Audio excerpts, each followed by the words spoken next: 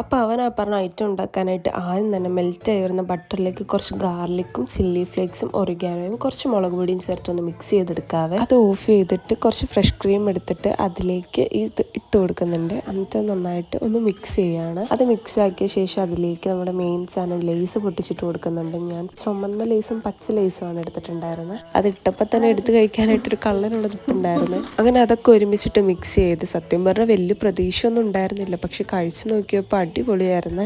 അത് ഞങ്ങൾ കഴിക്കണ കാണുമ്പോൾ തന്നെ നിങ്ങൾക്ക് മനസ്സിലാകും.